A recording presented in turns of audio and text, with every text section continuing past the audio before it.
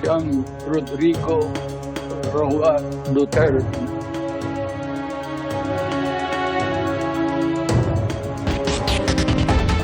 Pumirma na ng dokumento si dating Pangulong Rodrigo Duterte para maging abogado niya sa International Criminal Court ang British-Israeli lawyer na si Nicholas Kaufman. Ayon naman kay Atty. Harry Roque, hindi magiging bahagi ng defense team si Vice President Sara Duterte. Mula sa The Hague, Netherlands, saksi live si Maris Umali. Maris? Goedemiddag, Pia. Magandang hapon. Mula rito sa The Hague, the Netherlands. Unti-unti na ngang lumilinaw kung sino ang bubuo sa defense team ni dating Pangulong Rodrigo Duterte para sa reklamang crimes against humanity na kinakaharap niya dito sa International Criminal Court. Young Rodrigo Roa Duterte. Matapos ang unang pagharap sa pre-trial chamber ng International Criminal Court, 6 na buwan pa ang hihintayin para naman sa confirmation of charges hearing ni dating Pangulong Rodrigo Duterte. Noong una, tanging si dating Executive Secretary Salvador Medialdea pa lang ang tumatayo niyang abogado sa ICC. Pero matapos bisitahin kanina ni Medialdea ang dating Pangulo sa Scheveningen Prison, kinumpirma niyang tanging ang British-Israeli lawyer na si Nicholas Kaufman pa lang ang pinirmahang konforme ni Duterte para kanyang maging abogado sa ICC. Nilinaw ni Atty. Roque na hindi magiging bahagi ng defense team ni Duterte si Vice President Sara Duterte at dadalaw lamang siya sa ama bilang next of kin o immediate family. Dahil sa saligang batas natin ay mayroong pagbabawal sa pag-practice ng propesyon. Maayos naman daw ang lagay ng dating Pangulo ayon kay dating Executive Secretary Salvador Medialdea. Okay naman siya, he's in very high spirits. Medyo nakahabol na ng konting tulog. Gano'ng katagal po yung bisita ninyo? Siguro effectively mga 1 oras lang. Kasi maraming protocol na pagpasok, pero sumusunod tayo sa proseso nila. Sabi ni Atty. Harry Roque, nakausap na niya si Atty. Kaufman, na kabilang sa mga isinumitin nilang pangalan sa ICC para maging lead counsel ni Duterte. Nagpulong na rin ngayong araw ang kampo ng dating Pangulo para maisapinal ang bubuo sa kaniyang defense team. Pero nakadepende pa rin daw ito sa dating Pangulo. Gusto nilang mabasura na ang reklamang crimes against humanity bago ang nakatakdang hearing sa September 23. Sa confirmation hearing, malalaman kung may sapat bang ebidensya para litisin siya. Sa mga katanungan kung maaari nga bang magdesisyon ng ICC sa mga petisyon ng defense team bago nito, sabi ng ICC spokesman, pagdedesisyonan ito ng mga hukom. Hindi raw sila pwedeng mag-speculate dahil maraming isyong pagdedesisyonan ang hukom. Habang naghihintay, mananatili pa rin si Duterte sa ICC detention facility sa Scheveningen Prison sa The Hague, the Netherlands. Ayon sa website ng International Criminal Court, bilang isang e-court, may sariling computer sa selda ang detainee at pwedeng magpa-computer training. Nakalink ang kanyang computer sa korte ng ICC. Bukod sa detainee, may access din sa kanyang computer ang kanyang defense team. Pwede silang mag-upload dito ng mga material para mabasa ng nakakulong. Hindi ito ay mamonitor ng detention center staff para sa privacy ng detainee at ng kanyang defense team. Nang humarap si Duterte sa ICC noong Biyernes, iginiit ng kanyang kampo na dinukot umano ang Pangulo ng arestuhin at dalhin sa The Hague. It was a pure and simple kidnapping. My client was denied all access to the legal recourse in the country of his citizenship, and this all in the nature of political score settling. Sa Pilipinas, paiimbestigahan ni Senadora Amy Marcos na chairman din ng Senate Foreign Relations Committee ang pag-aresto sa dating Pangulo. Sabi ng Senadora, dapat malaman kung nasunod ang due process at naprotektahan ang mga karapatan ni Duterte. Lalo't sangkot dito ang Interpol at ICC. Dapat din daw masagot ang usapin para pagtibayin ang jurisdiksyon ng bansa at para linawin ang polisiya ng law enforcement agencies natin pagdating sa international tribunals. Sa huli, pinaka-importante raw ang soberanya at mga prosesong legal ng Pilipinas. Handa naman daw makipagtulungan ng Malacanang. If the inquiry is in aid of legislation, we will respect the request of Senator Amy. We just complied with all the requirements with the law regarding the arrest of former President Duterte. Nauna nang sinabi ni Pangulong Bongbong Marcos na hindi nakikipagtulungan ng gobyerno sa ICC dahil hindi na miyembro nito ang Pilipinas. Pero meron namang obligasyon ng Pilipinas na makipagtulungan sa Interpol kung saan idinaan ang warrant ng ICC. Sabi naman ni retired Supreme Court Senior Associate Justice Antonio Carpio, kahit lumabas na iligal ang pag-aresto, hindi raw nito maaapektuhan ang jurisdiction pa ng ICC sa kaso ng dating Pangulo.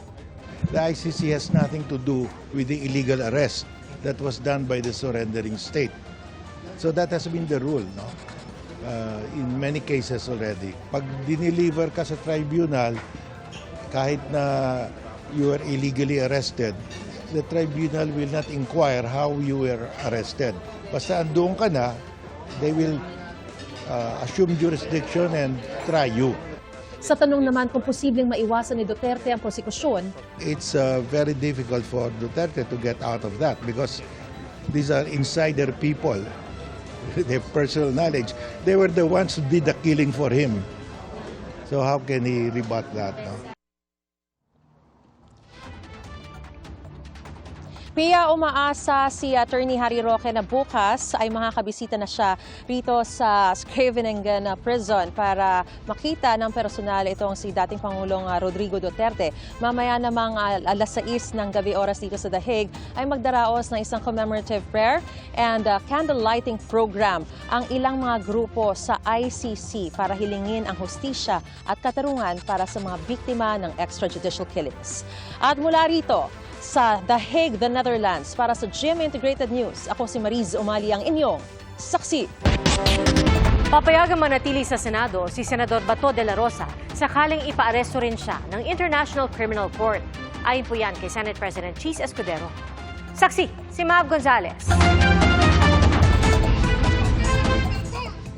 Sabi ni Senador Bato de la Rosa nung nakaraang linggo, sakaling may lumabas na arrest warrant laban sa kanya, kaugnay sa crimes against humanity dahil sa drug war ng Administrasyong Duterte. First, of course, i-avail ko muna yung protection ng Senado. Sa ilalim ng 1987 Constitution, hindi pwedeng arestuhin ang senador o kongresista para sa mga kasong hindi hihigit sa 6 na taong kulong ang parusa habang may sesyon ng Kongreso. Nabanggit din niya ni Senate President Cheese Escudero nang matanong kung papayagan ba si De La Rosa na magkanlong sa Senado. Hindi para sa akin na pigilan si Senator Bato na magtungo dito, desisyon niya yun.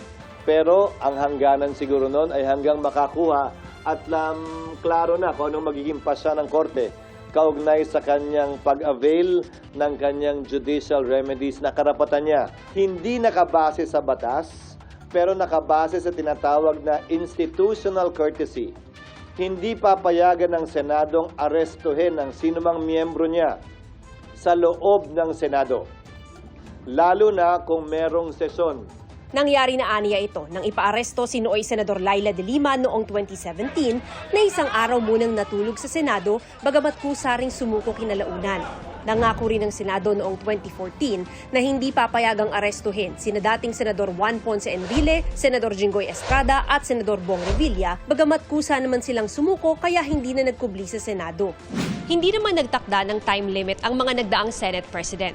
Pero malinaw din aniya na hindi naman unlimited ang pananatili sa loob ng Senado. Hindi naman sa habang panahon, hanggat mabigyan siya ng sapat na panahon na magkaroon ng linaw o pagpapasa yung kanyang judicial remedies. Hindi naman siya unreasonable.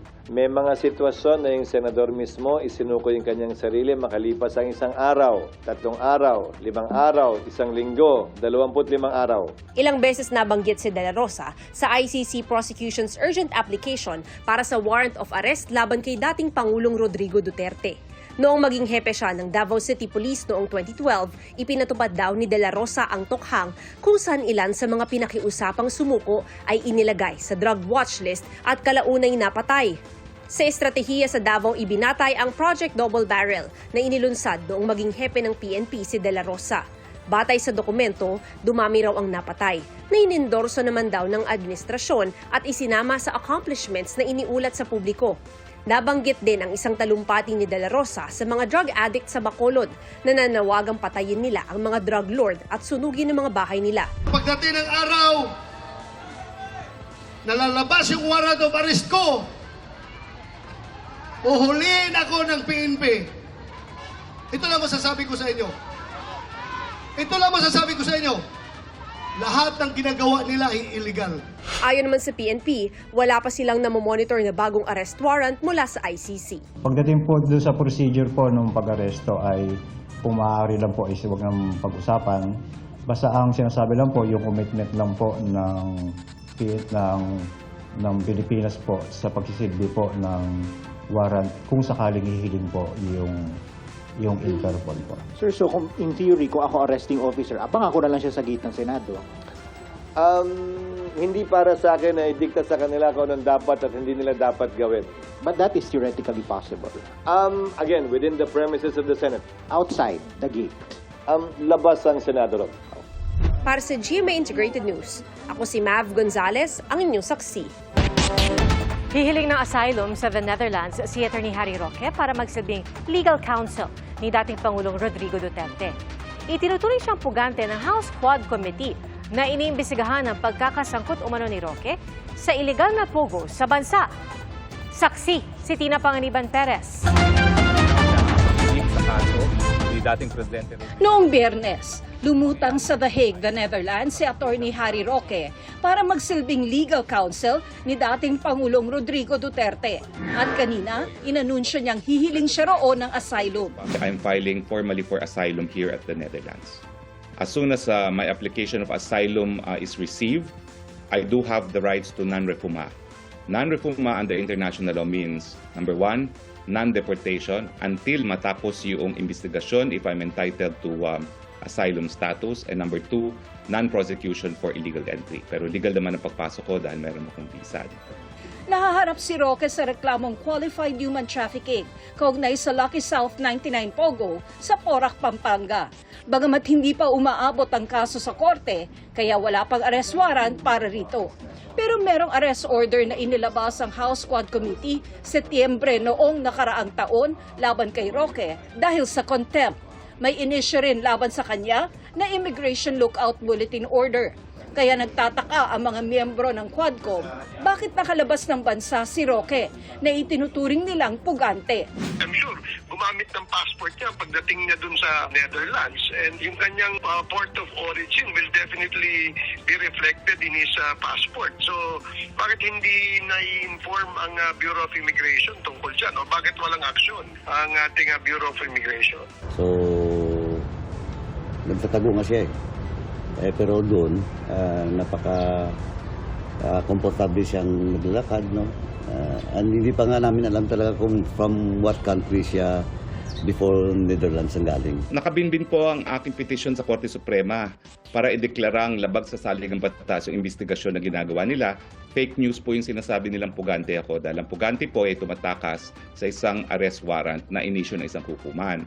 Ang arrest warrant po ng inisyu ng Kongreso ay para lamang sa isang resource person para dumalo sa isang pagpupulong at magsumiti ng mga dokumento.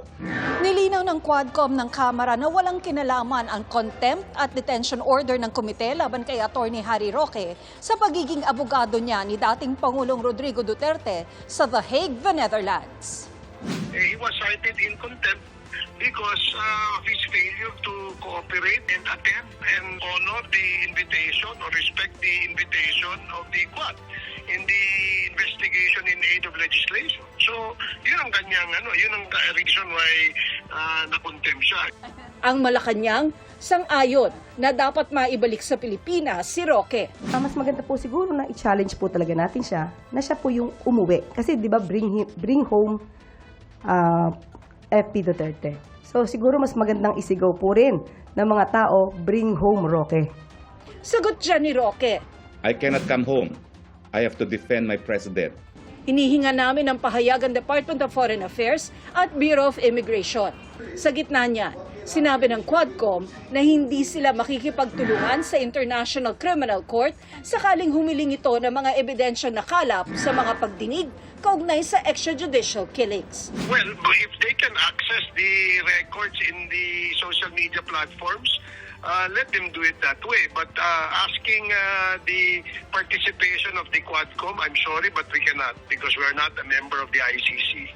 Para sa GMA Integrated News, ako si Tina Panganiban Perez, ang inyong saksi. Sa ibang balita, sa gitna ng tumitinding init, tumaas din ang konsumo ng kuryente. Pero may paraan naman daw para makatipid, lalo na sa paggamit ng aircon. Saksi, si Nico Wahe. Glass window at glass roof ang ilang bahagi ng condo unit ng pamilya ni MJ. Kaya kapag matindi ang sikat ng araw, tumatagos daw ang init sa loob. At pagpasok ng Marso, mas ramdam ang taginit. Siguro sometime mid-January or mga February, talagang napakasakit na po sa balat ng init. Gawa nga po nung makita nyo naman po yung lugar namin. May 2 bintana, tapos yung pinakabubong namin is glass. Kaya ang dating half day kada araw na paggamit ng aircon, 24/7 na ngayon. Para na rin daw sa kalusugan, lalo ng kanilang anak. Nagulat kami na biglang may tumubo sa kanya. Tapos, hindi kami lumalabas noon, partita pa. So, ang sinabi ko na lang sa kanya na better na lang na walang patayan. Kaysa mas mahal kasi magkasakit, diba? Sige nga, bill reveal. Ang dating mahigit 2,800 pesos noong February, ngayon mahigit 3,200 pesos na. Titiisin na lang namin yung konting taas po sa presyo ng kuryente para lang po masiguro namin na, lalo na sa bata, na komportable po siya sa bahay at malayo po siya sa sakit. Ayon sa Meralco, talaga raw tumataas ang konsumo ng kuryente ng 10 to 40% pagpasok ng tag-init. Pero may paraan daw para makatipid sa paggamit ng aircon. Siguraduhin natin ay ito ay nasa maayos na kondisyon. Whether that's an inverter type or yung common na window type. No? Panatilihing malinis. Yung filter niyan dapat lagi natin nililinis. At higit sa lahat, nasa tip-top condition. Hindi rin daw totoo na kapag inverter ang aircon mo, ay matipid, kaya pwedeng gamitin ng mas mahabang oras. Fake news yan kasi ang appliances, the more you use it, the more you incur on kilowatt-hour cost. Sa refrigerator, huwag dapat punuin para makahinga at tiyaking walang tagas ang gasket o yung gomang nagsisil sa pinto. Para naman daw mas ligtas, mas mabuting pagpahingahin din daw paminsan-minsan ang mga appliances at iwasang ma-overuse. Ang Manila Fire District puspusan ng kampanya sa pag-iingat sa electrical wirings at iwas overloading simula nang pumasok ang Fire Prevention Month. Nandyan po yung mga overheated appliances, yung mga jumpers, nandyan po yung mga overloading, loose connection. Yun po usually po yung mga nagiging number 1 cause of fire po natin. Lagi rin ang paalala ng Bureau of Fire Protection, lalo ngayong Fire Prevention Month, na tanggalin sa saksak ang mga appliances na hindi ginagamit. Mabuti rin daw magkaroon ng fire extinguisher sa bahay o mag-install ng fire protection system. Para sa GMA Integrated News, Nico Wahe, ang inyong saksi. Halos 2 milyong pisong halaga ng shabu ang nakumpiska sa mga operasyon kontra droga sa Rizal. 6 arestado kabilang ang 17 anyos na nahulihan pa umano ng baril. Saksi, si EJ Gomez. Himas rehas ang 2 binatilyong high school students sa Tanay Rizal dahil sa pagbebenta umano ng illegal na droga. Nadagip ng pulisya sina alias Wendell, 18 anyos, at alias Mark, 17 anyos sa drug buy-bust operation sa Sampaloc Road, Barangay Plaza, Aldea, hapon noong Sabado.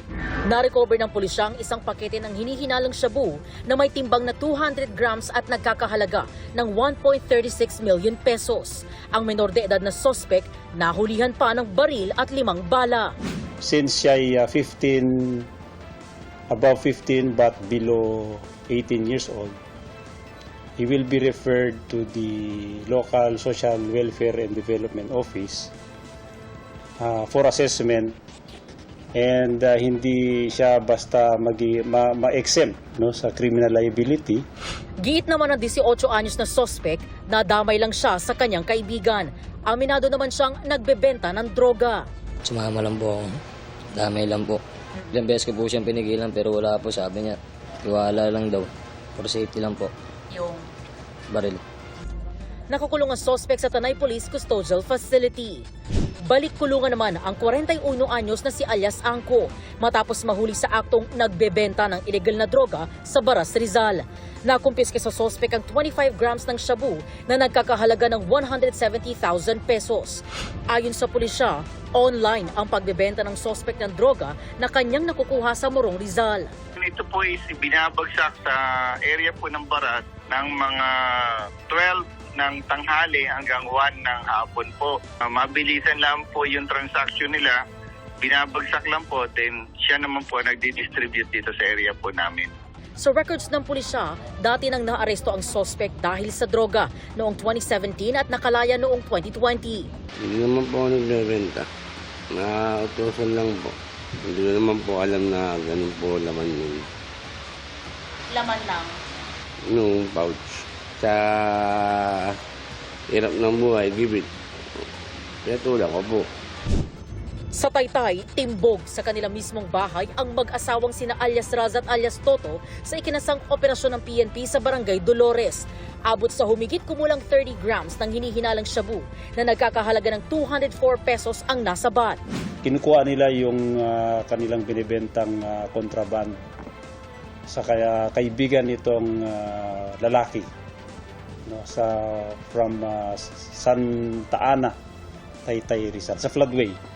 Doon nila kinukuha at dito binabaksak naman sa Dolores. Itinanggi nilang tulak sila ng ilegal na droga sa lugar. Hindi po. Wala nga po akong kilala dyan eh. Hindi po kami taga dyan eh. Bago lang po kami nangupahan. Hindi lang kami pinasok. Hindi na lang kami silabas. 35 anyos na lalaki naman ang naaresto sa Barangay Pantok, Binangonan, Rizal. Nakuha sa suspect na si alias Ro ng 4 na pakete o mahigit 26 grams ng shabu. Abot sa mahigit 181,000 pesos ang halaga ng mga ito. Ang source niya is galing po ng Taytay. And dun nga yung area of operation is dito lang na-confine sa Binangonan. Walang pahayag ang suspect na nakadetain sa custodial facility ng Binangonan Municipal Police Station. Ang 6 na arestadong suspect ay mahaharap sa reklamong paglabag sa Republic Act 9165 o Comprehensive Dangerous Drugs Act of 2002. Para sa GMA Integrated News, EJ Gomez, ang inyong saksi.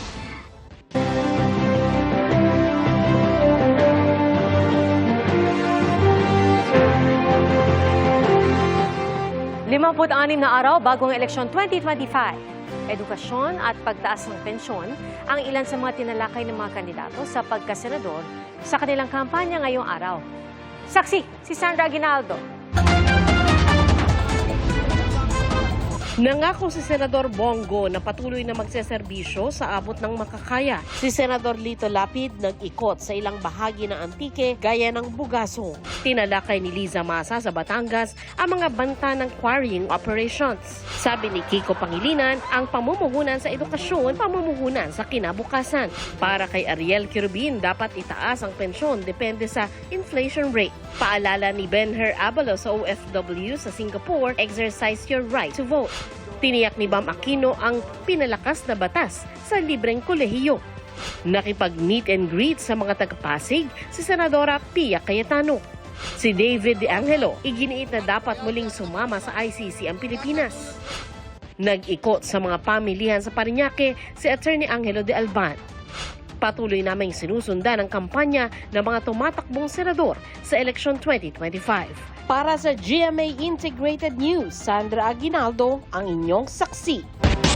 Kinilala ng International Association of Business Communicators bilang Communicator of the Year si GMA Network Chairman Attorney Felipe L. Gozon. Lubos naman ang pasasalamat ni Attorney Gozon sa natanggap na parangal. Saksi, si Darlene Kai. Kinilala bilang Communicator of the Year sa Executive Leader category ng International Association of Business Communicators o IABC Asia Pacific si GMA Network Chairman of the Board Advisor at Chairman ng Programming Committee, Attorney Felipe L. Gozon. Si Attorney Gozon ang ikatlong Pilipinong nakakuha ng award na ibinibigay sa katangi-tanging leader sa industriya ng komunikasyon. I would like to thank IABC Asia Pacific for this very great honor. Being named Communicator of the Year in the Executive Leader category by a very respected global community of communicators is deeply meaningful to me.